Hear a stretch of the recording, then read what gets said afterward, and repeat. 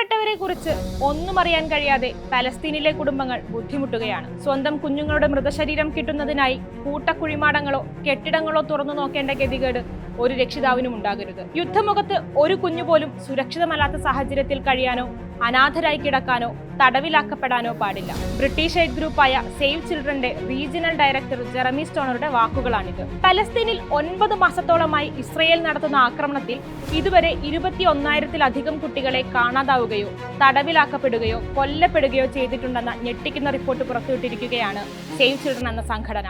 പലസ്തീനിൽ Israel നടത്തുന്ന യുദ്ധത്തിൽ കുട്ടികളാണ് ഏറ്റവും കൂടുതൽ ദുരിതമനുഭവിക്കുന്നത്. ഇസ്രയേൽ സേനയുടെ ബോംബാക്രമണത്തിൽ കൊല്ലപ്പെട്ട കുഞ്ഞുങ്ങളുടെ മൃതദേഹങ്ങൾ വെള്ള തുണികളിൽ പൊതിഞ്ഞു വെച്ചിരിക്കുന്ന കാഴ്ച കരളലിയിക്കുന്നതാണ്. ഇപ്പോഴിതാ സേവ് ചിൽഡ്രൻ പുറത്തുവിടുന്ന കണക്കനുസരിച്ച് കാണാതായ കുട്ടികളിൽ വലിയൊരു വിഭാഗം കെട്ടിടാവശിഷ്ടങ്ങളിൽ കുടുങ്ങിക്കിടക്കുകയാണ്, അല്ലെങ്കിൽ കുഞ്ഞുങ്ങളെ വലിയ കുഴിമാടങ്ങളിൽ കൂട്ടമായി മറവ് ചെയ്തിരിക്കുന്നു. ഗാസയിലെ നിലവിലെ സാഹചര്യത്തിൽ കൃത്യമായ വിവരങ്ങൾ ശേഖരിക്കാനോ അത് പരിശോധിക്കാനോ കഴിയില്ല. പക്ഷേ 17,000-ലധികം വരുന്ന കുട്ടികൾ ഒറ്റപ്പെട്ടോ എവിടെയാണെന്ന് അറിയാത്തതോ ആയ സാഹചര്യത്തിലാണ് കഴിയുന്നത്.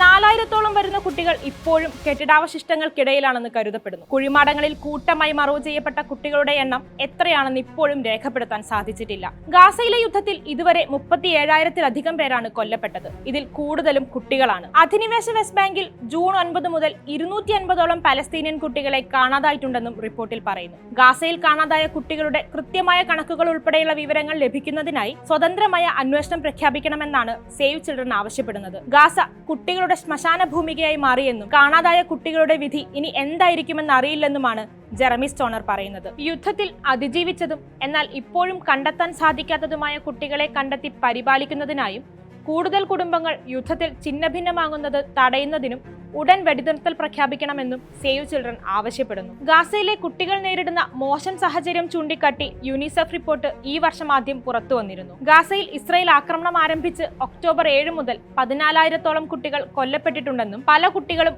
കടുത്ത പോഷകാഹാരക്കുറവ് നേരിടുന്നുണ്ടെന്നും ഇവർ ഒന്ന് കരയാൻ പോലും കഴിയാത്ത സാഹചര്യത്തിലാണ് കഴിയുന്നതെന്നും യുനിസെഫിന്റെ റിപ്പോർട്ടിൽ പറയുന്നുണ്ട്. യുദ്ധം 9-ാം മാസത്തിലേക്ക് കടക്കുമ്പോഴും പലസ്തീൻ ജനത അനുഭവിക്കുന്ന ദുരിതത്തിന് അറുതി വരുത്താനുള്ള ശ്രമങ്ങളെല്ലാം തന്നെ പരാജയപ്പെട്ടുകൊണ്ടിരിക്കുകയാണ്. കുട്ടികളെ പോലും വെറുതെ വിടാത്ത യുദ്ധത്തിൽ ഇസ്രയേൽ ഒരടി പോലും പിന്നോട്ടില്ലെന്ന നിലപാടിലാണ്. പലസ്തീനിൽ ഭാഗികമായ വെടിനിർത്തൽ പ്രഖ്യാപിക്കുക എന്നതിനർത്ഥം യുദ്ധം അവസാനിപ്പിക്കലല്ല എന്ന് ഇസ്രയേൽ പ്രധാനമന്ത്രി ബെഞ്ചമിൻ നെതന്യാഹു പറഞ്ഞതോടെ യുദ്ധം അവസാനിപ്പിക്കാനുള്ള ശ്രമങ്ങൾക്ക് മേൽ വീണ്ടും കരിനിഴൽ വീഴുകയാണ്. യുദ്ധത്തിന്റെ ഏറ്റവും കഠിനമായ ഘട്ടം കഴിഞ്ഞെങ്കിലും ഇത് യുദ്ധത്തിന്റെ അവസാനമല്ല എന്ന് തന്നെയാണ് നെതന്യാഹു അടുത്തിടെ മാധ്യമങ്ങളോട് പറഞ്ഞത്. പലസ്തീനിലെ ഫുട്ബോൾ താരം അഹമ്മദ് അബു അല്ലത്തെയും കുടുംബവും യുദ്ധത്തിൽ കൊല്ലപ്പെട്ടത് അടുത്തിടെയാണ്.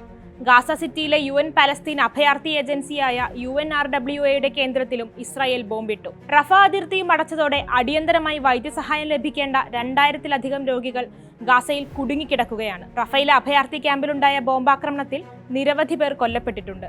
യുദ്ധത്തിൽ ഛിന്നഭിന്നമായ പലസ്തീൻ കടുത്ത ക്ഷാമത്തിലേക്കാണ് കടക്കുന്നത്. വെടിനിർത്തൽ പ്രഖ്യാപിച്ചിട്ട് പോലും ഇസ്രയേൽ റഫ അടക്കമുള്ള പ്രദേശങ്ങളിൽ ബോംബ് വർഷിച്ചിരുന്നു. യുദ്ധത്തിന്റെ ഏറ്റവും വിഷമകരമായ സാഹചര്യത്തിലൂടെ കടന്നുപോയെന്നത് മാത്രമല്ല, ഇനിയൊരു ദുരന്തം പലസ്തീൻ ജനതയ്ക്ക് താങ്ങാൻ കൂടി കഴിയില്ല.